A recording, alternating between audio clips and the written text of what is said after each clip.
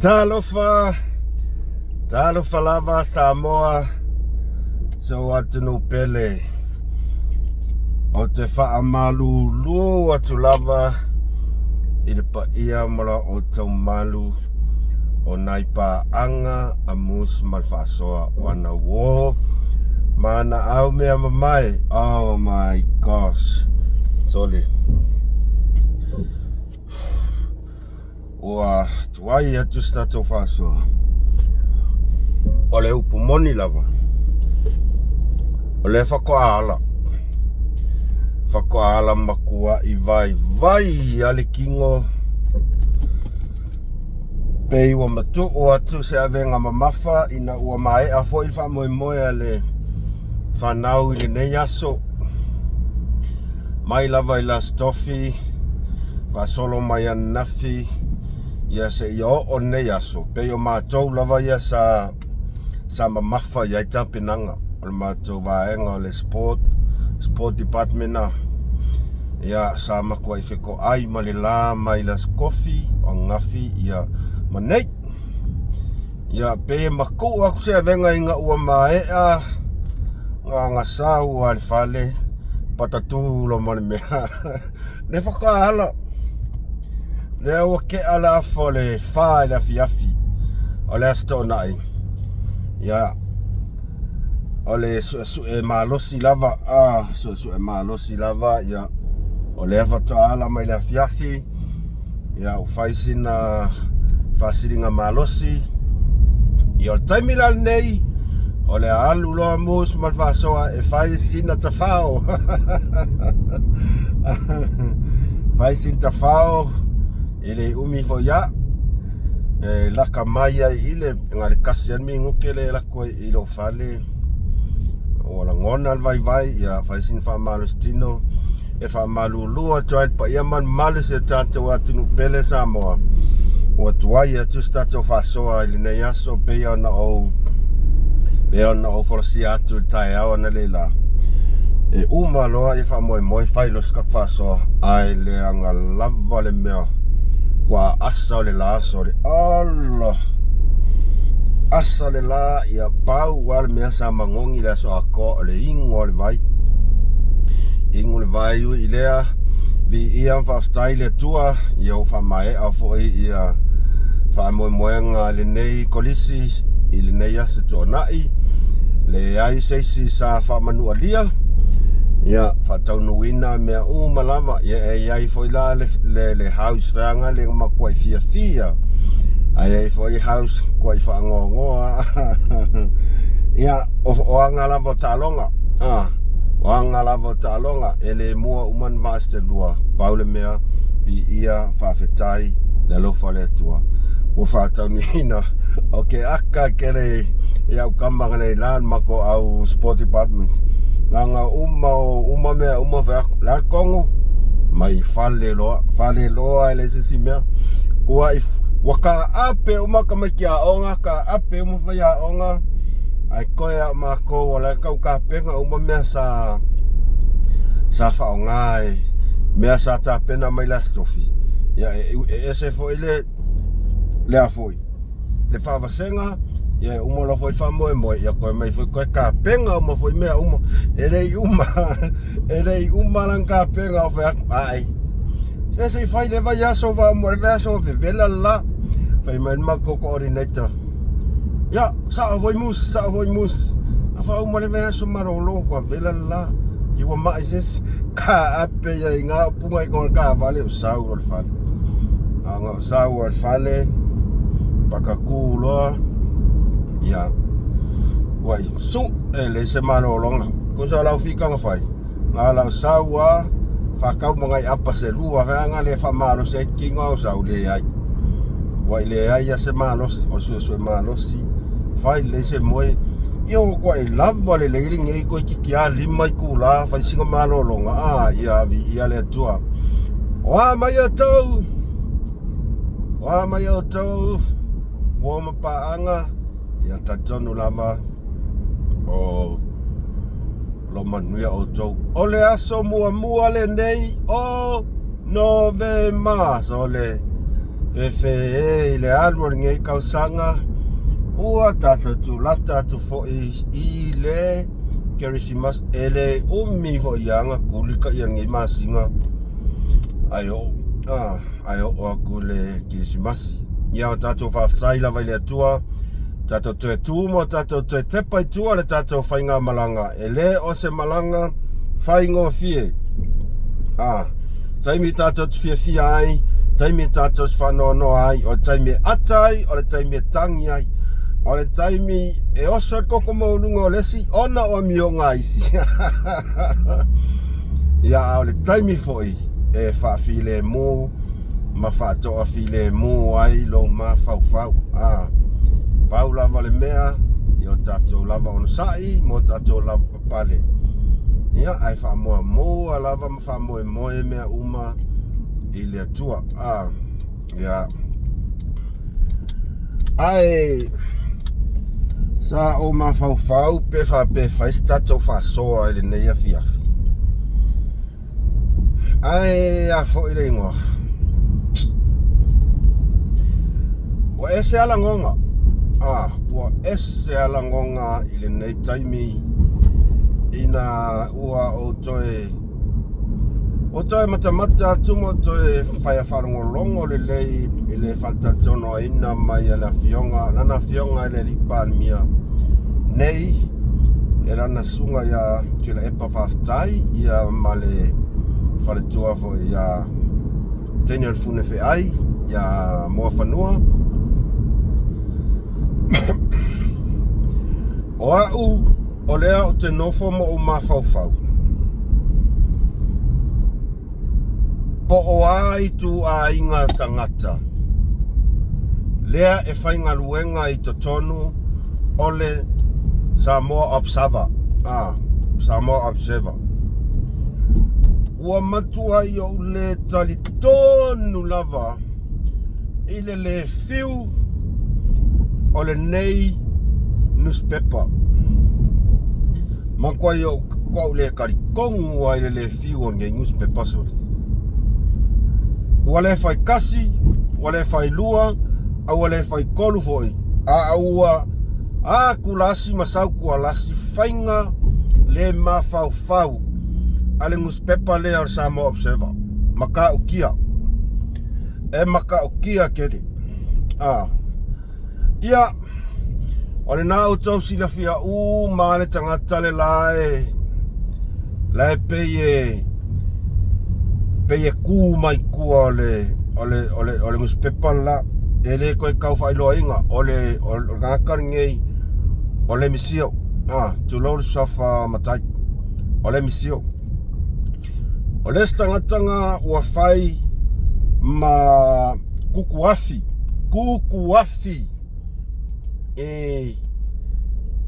awala elea awala palpala o awala pepelo awala makanga tau mawhai ai e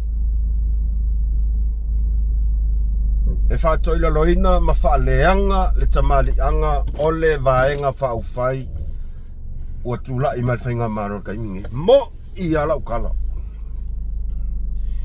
ua whaafia ona whaitala ala tunuu I newspaper le nei ma o lato tusinga pepelo pepelo o au iau ke ofo I le mamao ngi kaka ma le koe ma fau ai le kusia la ko whamkalanga ua whaiso ua makua I lau I loa I le laulolangi a koa ma Samoa a koa le whai kala pepelo o le ngei newspaper whapengei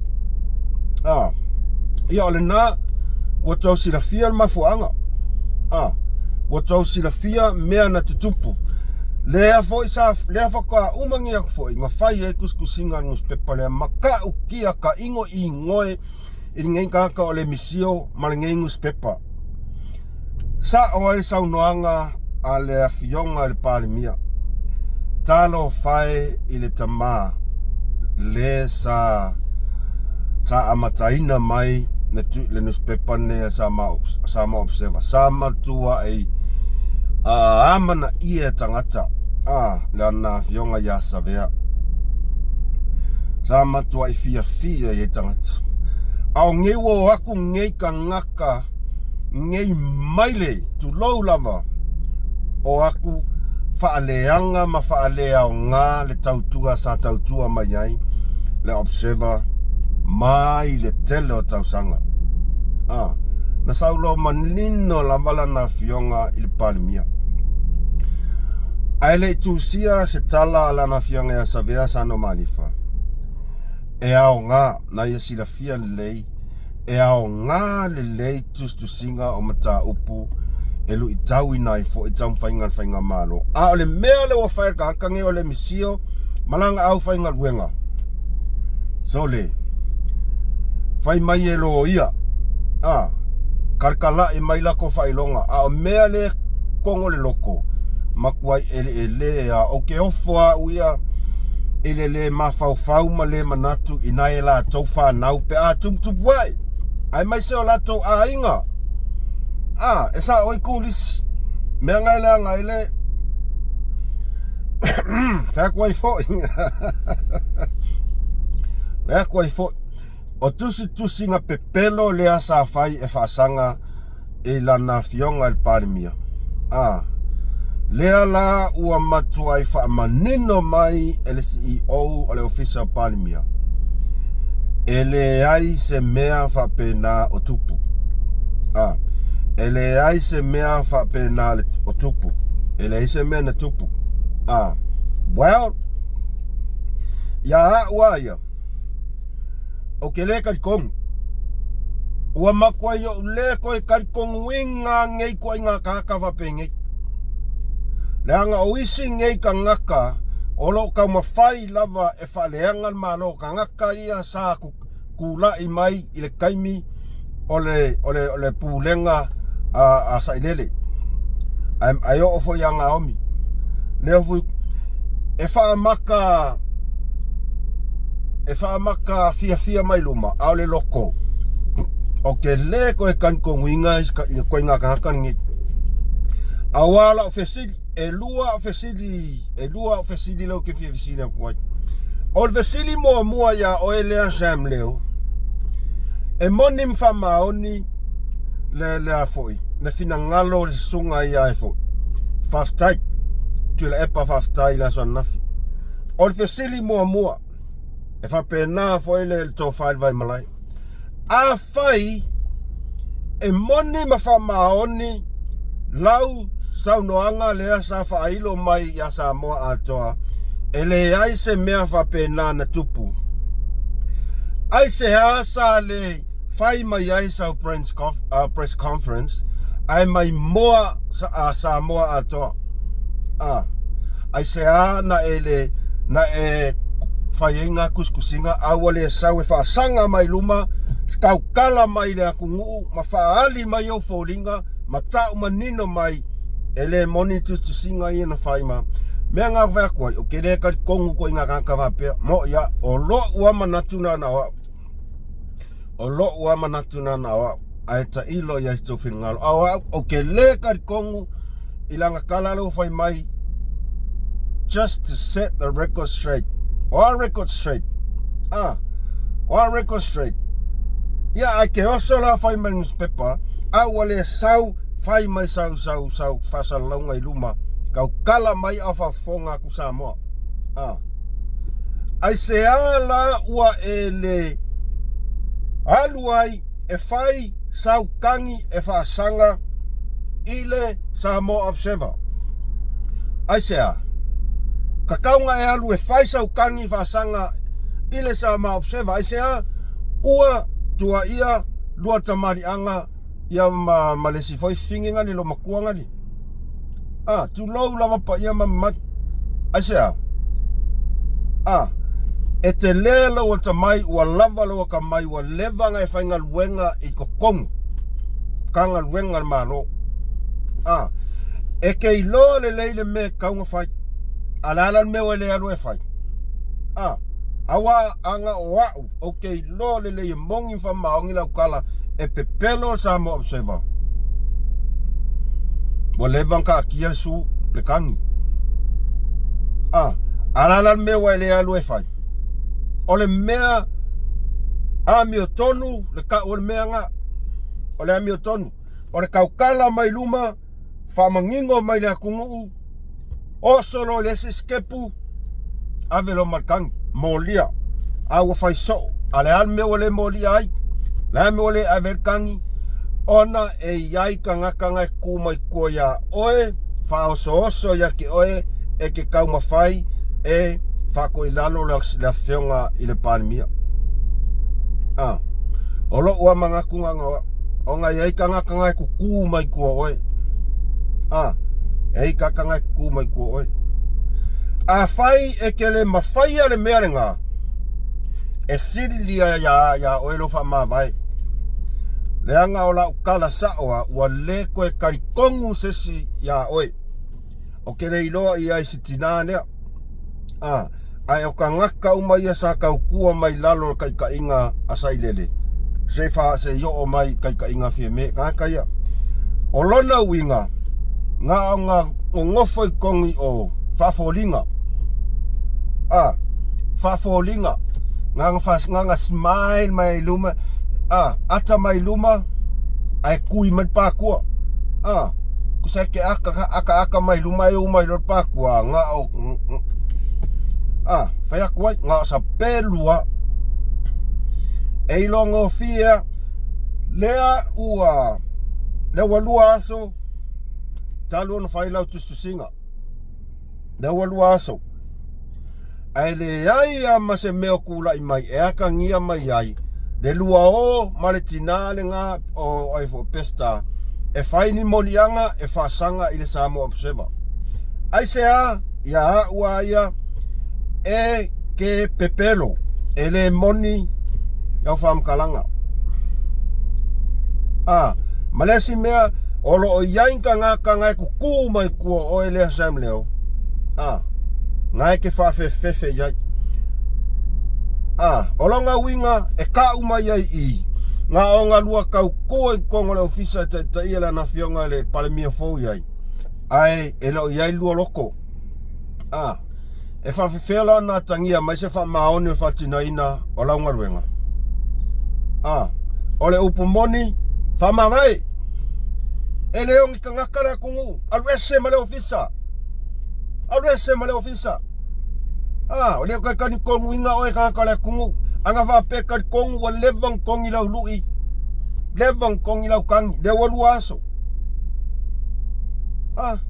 wa levang kongi lau kangi e moli ai le samo observer ma ele or fa fi ele or fa kasi ele fa la mio le samo observer ua kakau loa o nga fai se fufuanga ele newspaper le ia ole na o sau no manino lana fionga il palmia ele ko yai se mea ka o se fa mangalo ona olea o tu la I mai le tofi tai ale malo ele ko yai se mea nga ka o se fa mangalo ole a fa tino loa le a miotonu ia kako kadia ole afua le newspaper le ole makua ai fai le susu enga le lei po aia ka kai ku kuma ku ia ngau ko mo ki ngo uma ka kale kuma ku oi le expert le kuma ku kele lopex pese expert pose expert expert pose expert fali ali mai no nga kamai wasina fia uma sa mo ako ole to ina loto leanga maloko patpalalingi o fia palemia sai lele oisesi ei loa yang fam kalanga ei loa yang ilang isa upu sau malinguku esa ole mea ele ole mea alu tonu ole mea sau fafo e kangia ai le mea ngai kongo loko ole mea la ngai no faya kwai ole newspaper lea olo pulea mai esa ilele male HRPP o lako mea lo fai kaimingi peia fa so la kala ele o ko yai se mea le lei le o mai le HRPP kusa le mele ka o le fo ma lo le o mai fai kau mawhai wha vevesi rea kungu, kau mawhai e wha kusarau koe, kau mawhai e koe wha alua lako merenga whai pai ingaran ke aku ngai, ore ka lepe, ole, a ingar wha tua le tua sa motas, ola ukala sa, ore whai aku. Sorry, ase tō natisa ilele. Wa uma. Wa uma. Wa uma. O lesi vaenga. O fea o iai muspepa ale malo. O fea o iai muspepa malo. Lale makua ingungua nguku o muspepa malo. Al savali. E kakau o makua ilango lango ile malo. Makali kua inga ye. Fai maila observer. O le 2AP. Fea o kou. Lele ile o lave ai ea. O oele si funga le iai wakakau o ngakongi oele ile sami. Kau ngave ese oe. Se vai le wakolu aso kalunga sauru fasa launga. Aile ai masenga luenga ngus pepal malo. E kali akuai. O ngus pepal malo o la kou e lango ingar malo. O le au whainga luenga kong ngus pepal e savali o la kou e lang o longa winga, e angkang ia mai. E whai voice ko akele, o le au funga ie whainga luenga kong kai mer kakale o lave kui le kufunga. A whafunga mai lo whionga, i le li palemia, mani malu o kako kape ika. Mani whainga malo. Wakakau o nga makuai kilia umale suau umangongi le anga le kukongo le au whainga luenga e malo. Se vai le wo o mana songei ele ai masekusi ale sa vali e fa sanga iai ila observa ila ko kua inga pepelo ia lenga fai kua ia la fionga palmia o ko nga luenga ngai fai o fe tu IP o ko me o fai ngal ma pungi o ko nguku ele ai man ko me fai e kali fai ka wai leanga ole malo sa mo ele se malo al fast ole malo mo tangata uma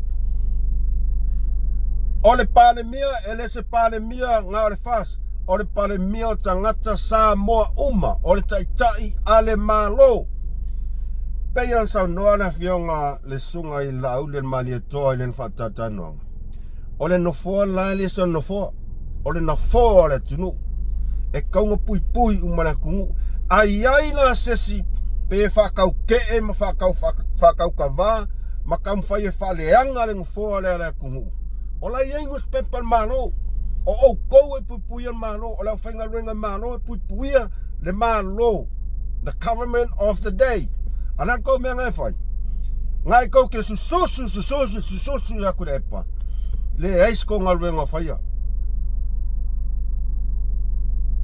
o kou ia whinga runga I konga sa wari wa kaun kou ka aonga ese ele yongi Kagaka le kungu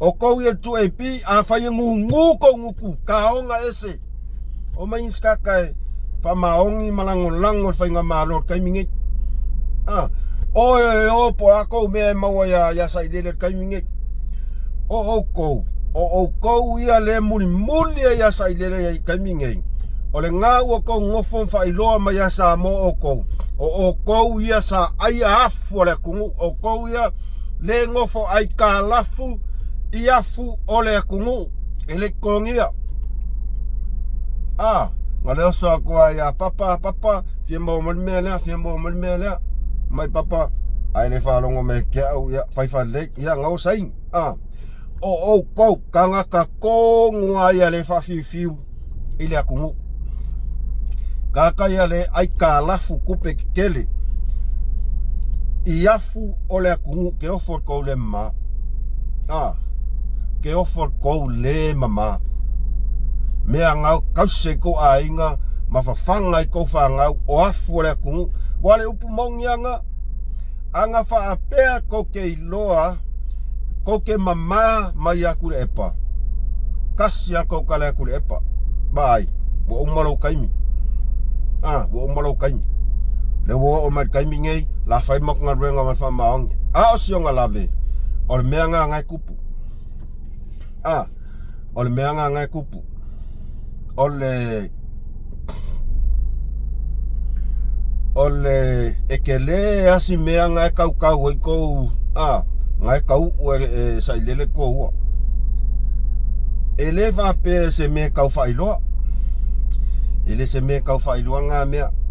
E akangia mai i whakingoinga o konga ruenga. Ele o whakingoinga male wha maongi. Wa kaunga whaisfufuanga i Kagaka ngei. Kua inga Kagaka ngei. E o mea kaimi ngei olo whakau ke e lava il whainga malo wa kula i mai kaimi ngei. Wa kakau o ngā kiria. E ele o Kalikoguiga olo o sila fia Legei e la fionga i le lipalimia. Ai kako whaakarikari. Kako whaakarikari tātou te talo ina i e toi whaafoisia le 2% o le malosi o le tino o le fionga i le lipalimia e adla i ana tautonga i lona ao. Koe fo i Samoa ia ole a kako va ai lo se aka ki fanga kakau. Kere lo po se aka kakau po se aka fai me mani e le la. Fai aku fo i orka ngakaringe o kule e paile o koia e se mea. E o fo i ka ngakaringe o fonkoi. Tole. Fai mai fo i lo iari. Mai fo i lo ia sole. Ia e o fo i lau kamo fontoes e mau ki ngoa. Wa le vanga makua i fefe a kule epa. Wa mau ki ngoa. Si la fia le e fongo koe le mea kule epa ngwhai anga ia. Mai le sui pale mia le skofi mingska. Alan me lei kaimingei. Olo kau pe lalo kule epa i se oku ainga Kagaka ngei. Olo o uma i afo le kungu. Le lo po kupenga ngai fai lang hotel le lo mot kamut ia mai. Le lo mot ia mai. Fa koi fu. Ia ole tu alaloa ia a MUSS Ma Le Fa'asoa. Ele mamalu le tatau fai ngā malo. Sila to ai ko ai ngā kak. O Sam leo o le upumongia wa kaunga kilia. Kongi ese ma le ofisa. E wha angkunkulua. E wha fōlinga mai aka mai luma. Au le loko. Loko ma whai e whai se mea e wha ko i lalo ai le fionga palimia. E le o ku ainga Kagaka ua makua i le koe kakau an koe kua se avangoa. Ko a kele ka mai le kungu o Samoa. Ko a kele. Ia o ingei e lelo. O mai tulau lava lo ngutu mrafi. O mai pe fa un kunkulua mkau fa valea mai le kungu ala ko nga ruenga le fai o kau fai fa le anga fai nga malo. Kau fai fa le anga fai nga malo o Kagaka nge le fai me ia. Kai o Kagaka nge kai ele kuangai. O ele Sam leo. Alanga le waka ngia mai i ele o ai le iai masaunga yo inga o fai. Ngā lau saua wha valea mai le kungu fai mai ele se me whapenga kupu. Anga e iloa la e mongi lau whamkalanga ele se me whapenga kupu. La me wale ngai yoi ai. Anga e alo wha mongi la fionga palmia. Anga whape whakingo longa ruenga mal whamaongi o le pui ma leo le tamari anga o le fionga palmia. Wale manga mingoi, aia kai mingei. Ngā rungo whangofoa. Sau whavalea mai la kungu i ngā kuskusinga whai mai. Ele se me whapenga kupu. Ai le ais, ngā o upu e saulo nguku. Ai le whai sau ngā ruenga. Ale ngā ruenga e kaunga whai. A whai ni monianga. Ave se kangi e whaasanga. Le anga e onga kua inga makua i whai e nguspepa lea. E onga. E onga kua inga whai e nguspepa lea le rila o le misio. Le misio mai o Sam leo a kui i. Kula epa i kua Sam leo, kula epa i kua o le misio. E sa o alau kalau ke le pelo. Kagaka ngei le whakupuinga, le whe ai ngai ko kongo Kagaka Samoa. Ai a kau ka kala mai a fionga le kua. Ko ki apa u mai akam ke lo nga fa pe lo so fu mai akam mul kamingi e no pe ke pa ko ulu mai akam ma eva awa me ye fai fau ma sainga fa tupu ma sainga I tangata o le atunu o le ngalu nga kongwa nga kankangi ne fai le misio Sam leo kule epa o lo o fau makau ma fai e fa akupu ma sainga I ko kongu o le akungu e o mai a I le kaimingei o le upu lava leo lo kaukala I kule epa o le kangaka I loa le me fai ai le fai o le angasala e fia ke le papa e karango le mele ai sea le anga foi o le kaukala yanga ia wa kaunga sui fa fia nga fai aku le sau no atu le fionga I le palmia o maia tatou fau fa tasi le malo o maia to ti mata le upenga ele o iai se mea fa penga I le loko kakangi sa ilele ai sea langa o leu kako iloa Kagaka ele iloa fia ko ilalo ai sea o Kagaka ua maasiasi ai sea ua maasiasi ai onga ua ko ilalo popo fa alua fa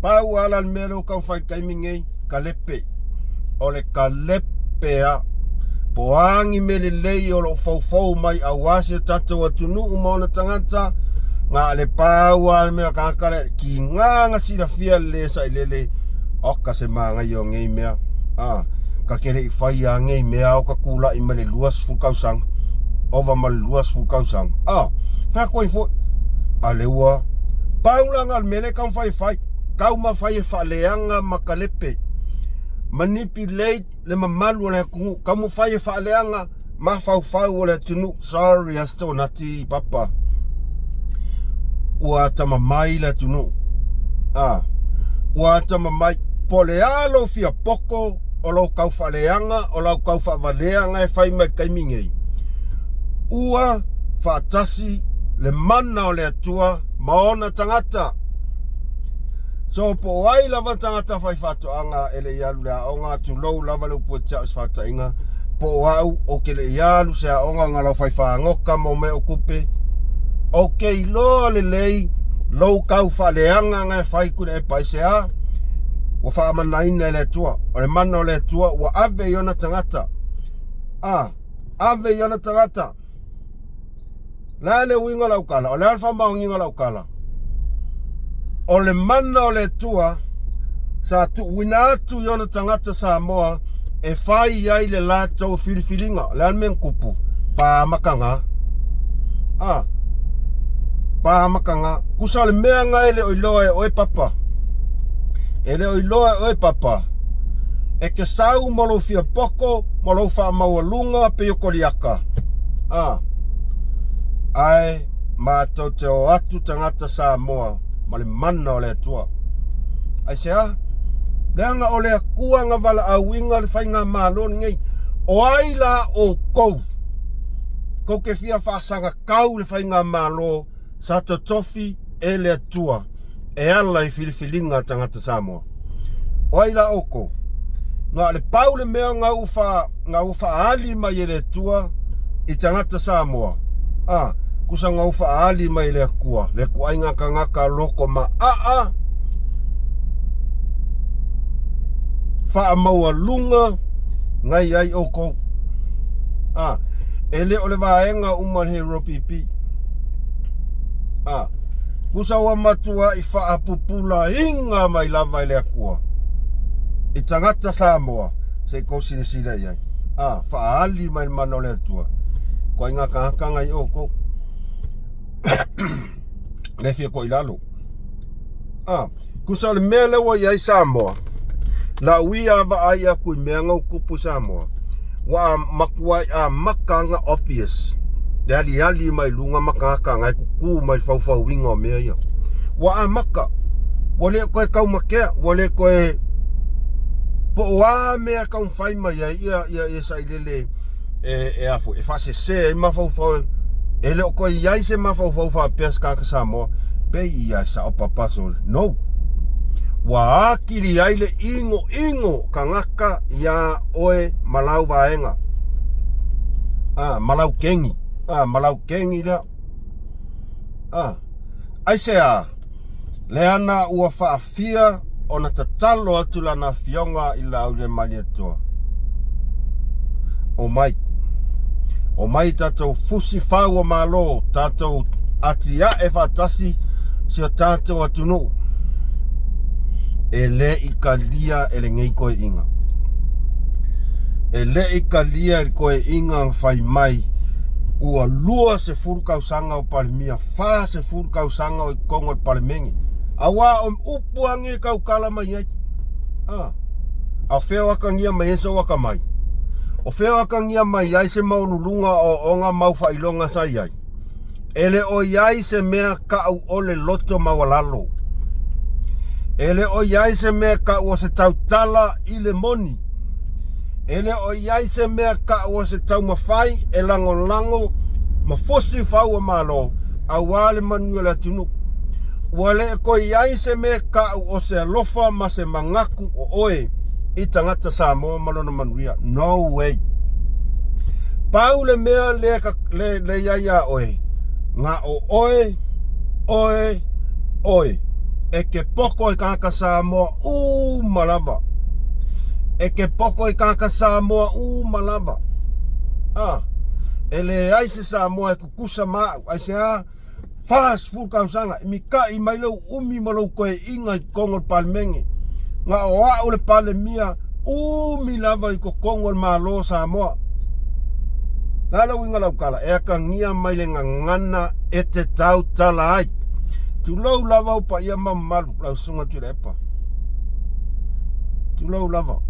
Ai ua whaki la kungu. Whaki tangata Samoa. Ivas fulu iwa pasene o tangata Samoa wa whaki. Wa furikua. Po o ala wala sos ko inga awala ke oso mai ke kaumawhai e whaleanga i whainga malo o tō fia lea tua kaimingei.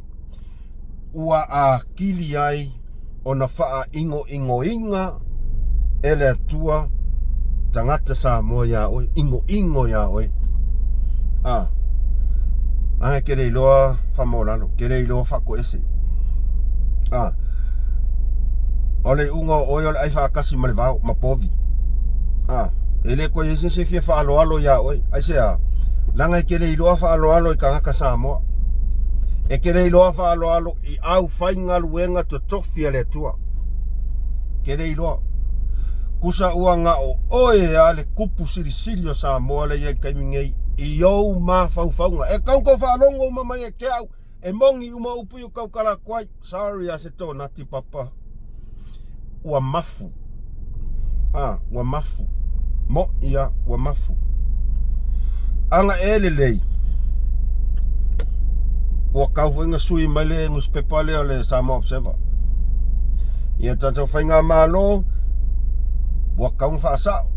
Ua whai soo kele ia nguspepa le Observer ua lausunga le Palmia. Ua kaung whaasao. Ua le whaia e oe lea Sam leo se ngā luenga. E pui e kamari anga o le ofisa o le fionga le Palmia. Ia, ua kaunga e kiria ese. Kaunga le ese. Ki ngā makaya oe lo whaangukunkulua, whaafolinga. Aile ai. Ele se moni. Ele se moni o lausongi. O lausongi ngā e mangongi. Ele mongi.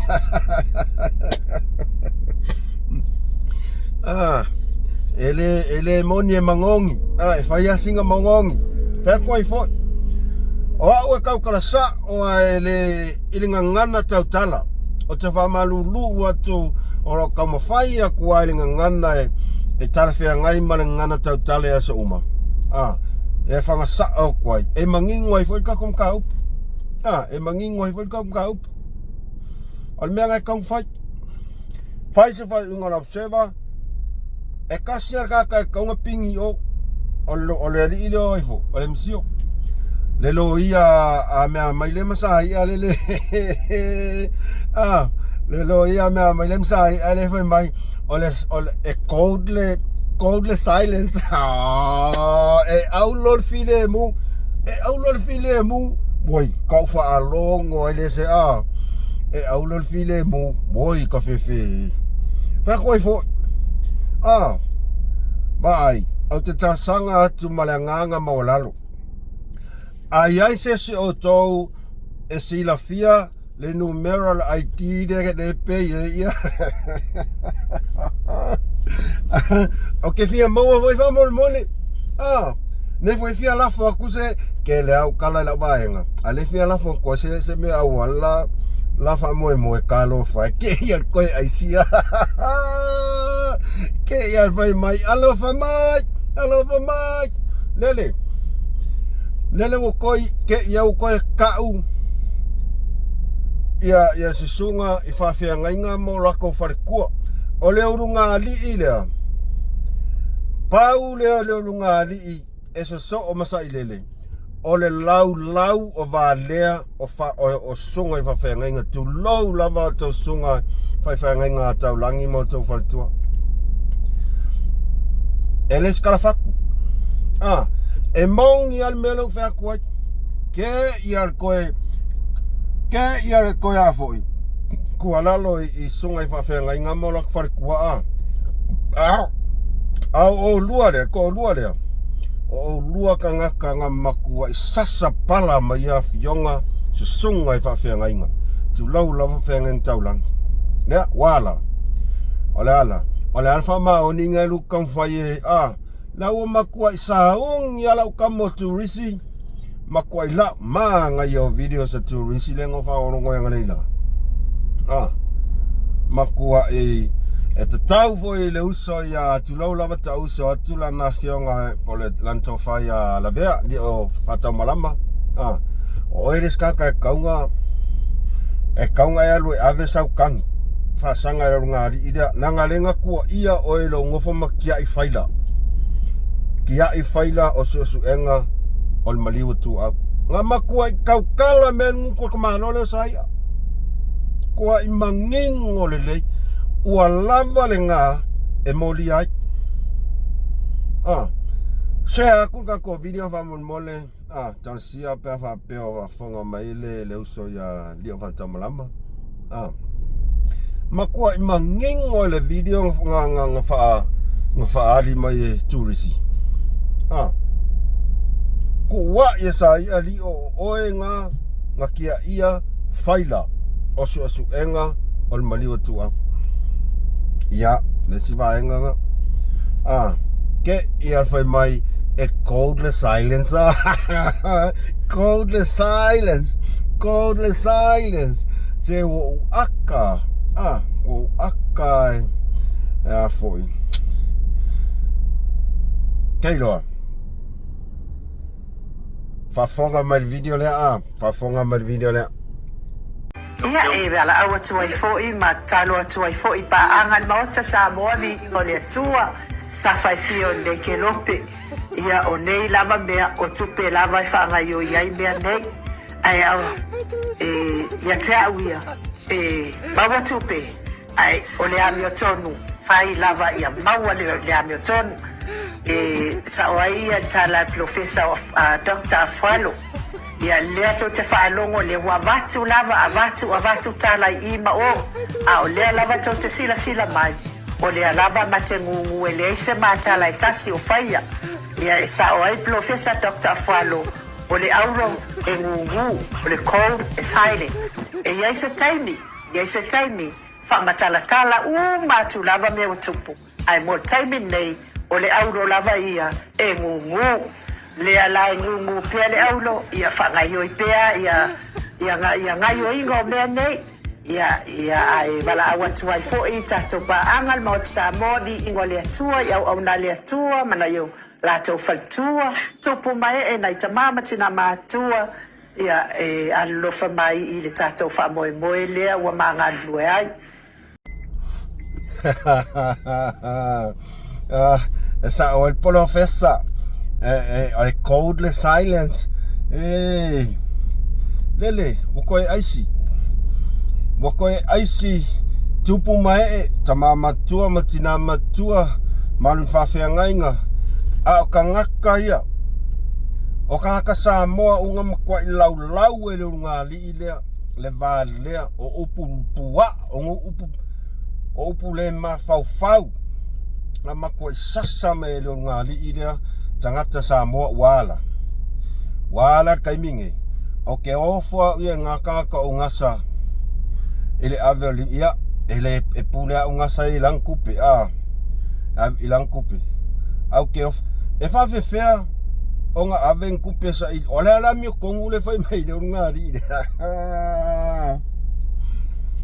e sole makua I Maria nge nga ri ke ia fai mai e afo e aulon ngungu e aulon ngungu o le nguku pua o le nguku maile o upu leanga uma ale akungu leanga makua I la lafo mai ele ngata I o le atunu ele ngata I tamama tina matua le atunu se ia o lava I whawhianga inga taulangi ngā makua I lau mai ale pua o nguko ngeu ngāli wala ia ele aisa upule ngā me Kagaka ia lofai ai Kagaka ia lofai ia ele kele sa ukala wa ele mai mau e sau senga se vai po ai ngai IT ngai pe IT pe lafo mai ke au se lafo ko ia if ia lafo foi o fa ku foi o la vaenga o la vaenga taro fai ole fia yo lungali I foi mes esa I la mio kong au makua I le mafau kusa o makua I le iloa mafau I le amakanga maingole o ngukupua anga sawa aso uma ele mapu aso uma ele aise aso emisi aso uma ele mapu le sau o le ngukupua ia kako whakarikari ele o se kalo po se kau masui ai ia fai ma o inga o oe foi lea le ulpo o lea le ukanga fiaka mai lea ai ma moele ia ore ngā ua I lima o lana fionga palimia au upu le mafau upu kau whaleanga leanga se yo o aku skaimi o ngā ua o koe le ia oe se o aku skaimi o ngā o koe foila I o MUSS MA LE FA'ASOA ia ki oe ai Samoa o le tatou whaasoa le nā nei aso toi whamalulu atu ona o le tuai atu le tatou whaasoa ai a whai esenga ngana o le tau tamali'i I la o tau whafonga ia o te asuatu vai malu I puenga whamangalo mai au ona ta inga lava whaasao ako inga Kagaka I ele pe whakau ke pe kau whaasanga kau mai I whainga malo kaiminge ngā uko whafonga sau nganga langa fionga le li palmia ia le ko yei fo skala ko fasili ai whawhetai tele lau fionga I le palmia se tato atinu pelo Samoa lau sunga I lau le malietoa mo lau saunoanga ma tango fie ma lau whaamamlamanga ma tango fie mai na le laltai au ia mo le toi fasili fo stala paule mea whamangalo mai MUSS MA LE FA'ASOA pea le asau whafonga mai ngangana whangaina pea no whai atu o MUSS e ku sa o ngang kaukala e le singa nganga palau vali o ngana tautala e kaukala ko ya MUSS a whai fo I tau sunga I whawhiangainga taulangi tamama tina matua o pa anga MUSS whamangalo maltoa tali'i pea whapea wese ngana o le tautamali'i I la o tau whafonga anga whawhetai tele I woma pa anga MUSS MA LE FA'ASOA o mai le nei langi atoa a maka me ai kukuila o Samoa se ia kau o Alaska o se foi o whawhetai tau mai mua mai whawhetai le tau langolanga whamole whāwau pia, like, share, subscribe kako channel. Ia atonu toi mau atu whaisato whaasoa tae au. Pea tusa marfina ngalo le lii. Atonu se kau whaile lengso suenga ele po olea. Whaapea lava, ia ole a sasa kulo mare po olea. Sasa kulo mare po olea. Ai mo taimi nei, manu ia tele lava fufuanga o tutoe. Alofa tele atu MUSS Ma Le Fa'asoa mai Malaysia nei. Fa'asaifua.